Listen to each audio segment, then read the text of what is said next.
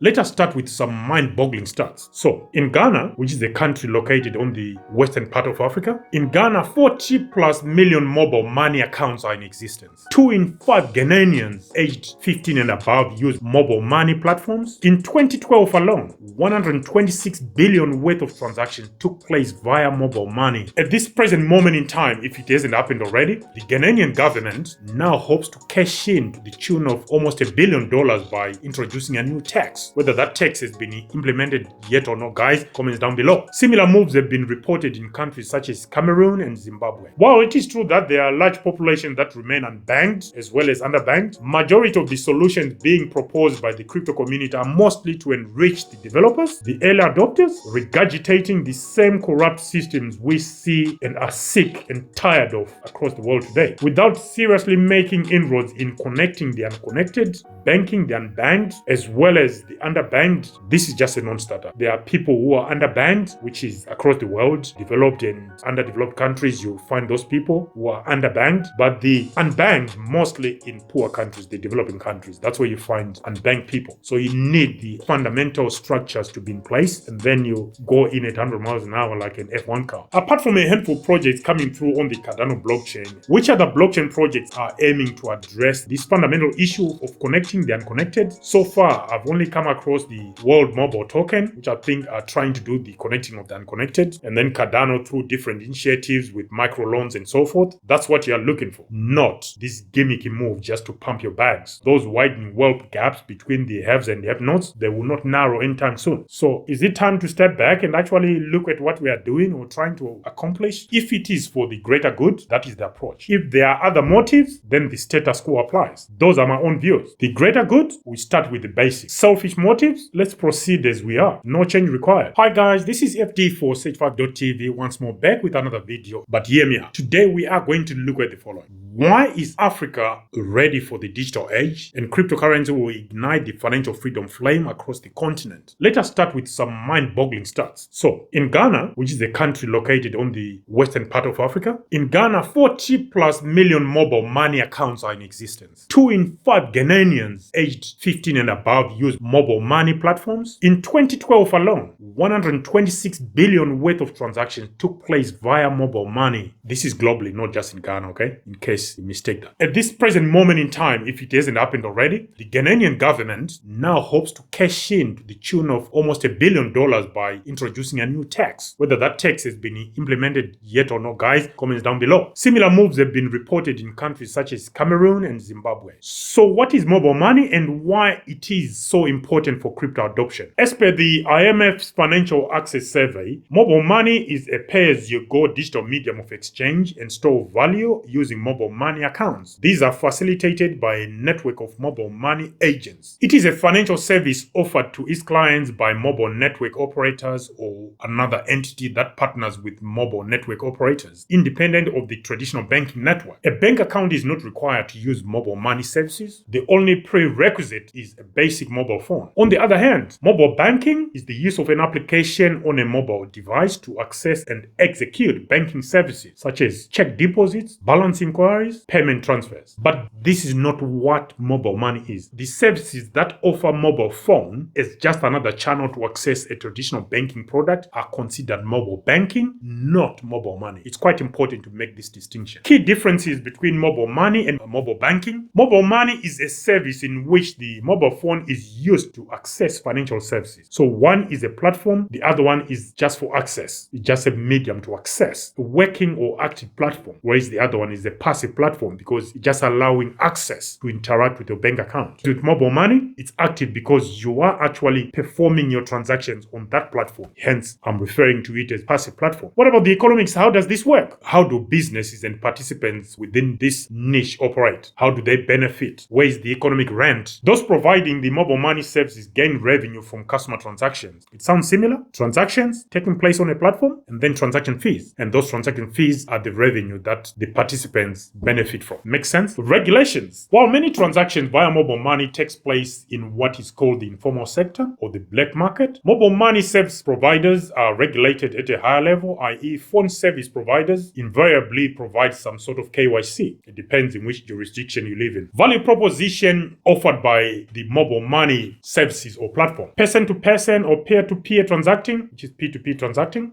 Person-to-business or peer-to-business transacting. POS, and this is not proof of stake. It's point of sale, not proof of stake. Okay, POS, point of sale. So people can actually use their mobile phones to purchase things from a retailer, like we do with bankers. The requirement is that of a basic mobile phone or cell phone. And part of the value proposition is all about banking the unbanked as well as banking the underbanked. So banking the unbanked is people who have never accessed any financial products whatsoever. No bank account, nothing. The underbanked, on the other hand, you find the underbanked even in the Western world or in the most developed world. For example, in the US at the moment, there is debate going on around someone being accredited to be an investor to access certain products. Anyone who is not accredited, in my point of view, they are underbanked because they cannot access the whole array of banking products available or financial products available. That is what we mean by the underbanked. So accessing the service is unbanked. The underbanked, the accessibility of all the financial products available. Are there restrictions in place? In the Western world, they put regulations because the systems are rigged. They are only protected for a tiny minority. Everyone else is locked out, and the barriers to entry are quite high. You need to earn, like in the States at the moment, I think you need to earn over 200K or 250K or have that in savings, I'm not sure, or you need to pass a sort of test. There are so many hoops and loops you got to jump through. So that is under banking population. Then there is what's referred to as OTA or over-the-air registration, where you can register for mobile money activities or transacting just by completing some over-the-air registration. Mobile money also offers some sort of interoperability, which is kind of limited. So where is the relationship or link with cryptocurrencies? I do believe this is where cryptocurrencies should and must take over. A cryptocurrency, crypto or coin, is a digital currency designed to work as a medium of exchange through a computer network that is not reliant on any central authority such as a government or bank to uphold or maintain it. The key tenets or guarantees of a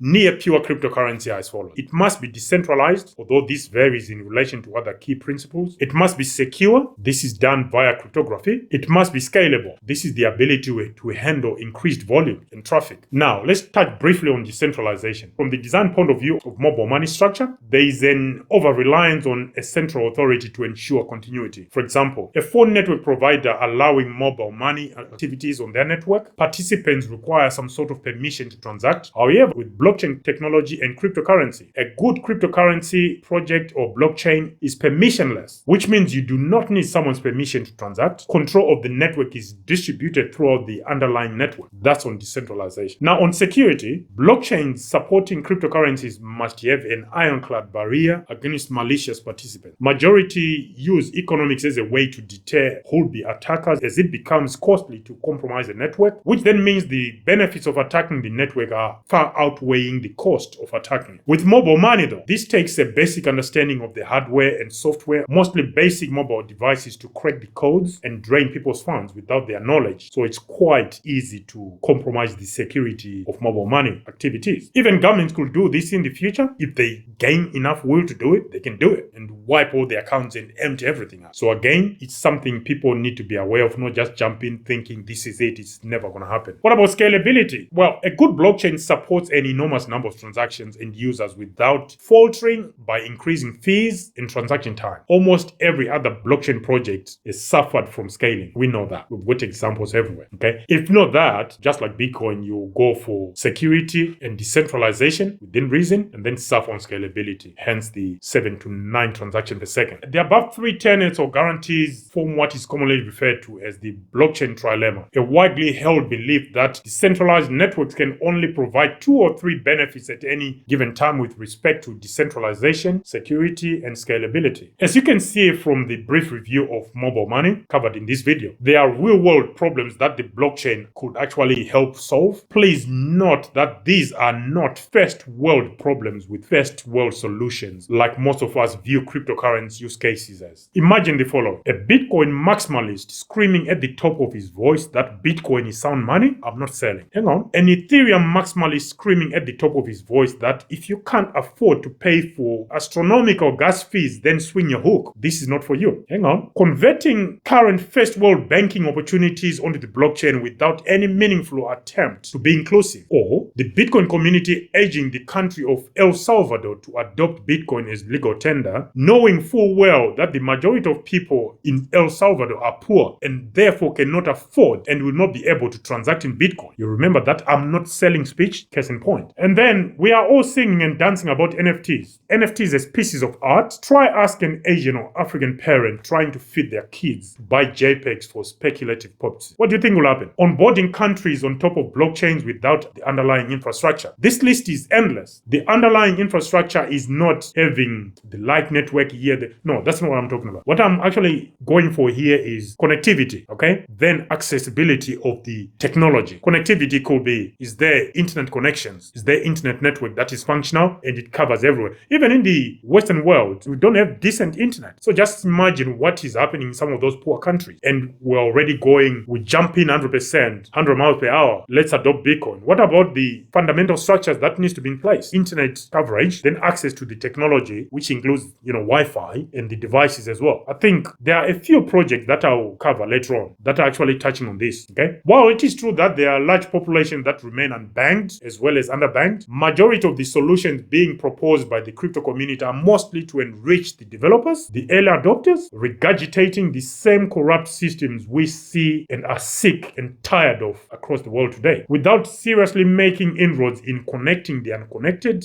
banking the unbanked, as well as the underbanked. This is just a non-starter. Mass adoption will only happen where you don't need it to happen any further. You need mass adoption to happen where there are no opportunities. There are people who are underbanked, which is across the world, developed and underdeveloped countries. You find those people who are underbanked, but the unbanked mostly in poor countries, the developing countries. That's where you find unbanked people. So you need the fundamental structures to be in place, and then you go in at 100 miles an hour like an F1 car, introducing your lightning network and so forth. Fair game. But until that happens, might as well turn off the lights. Again, this is my own point of view. Apart from a handful of projects coming through on the Cardano blockchain, again, guys, correct me if I'm wrong, which other blockchain projects are aiming to address this fundamental issue of connecting the unconnected? So far, I've only come across the World Mobile Token, which I think are trying to do the connecting of the unconnected, and then Cardano through different initiatives with microloans and so forth. That's what you're looking for, not this gimmicky move just to pump your bags. Only once this has been mostly achieved, any talk of financial freedom or financial independence will remain as misleading a narrative as those words coming from a dictator's mouth, laced with fatal end results. Those widening wealth gaps between the haves and the have-nots, they will not narrow anytime soon. So is it time to step back and actually look at what we are doing or trying to accomplish, and then throw away the tribalism and actually work towards, if it is for the greater good, that is the approach. If there are other motives, then the status quo applies. Those are my own views. The greater good, we start with the basics. Selfish motives, let's proceed as we are. No change required. Comments down below. Again, whilst you're down there, guys, don't forget to click like and subscribe. Until next time, guys, this is FD for Sage5.tv. Bye for now.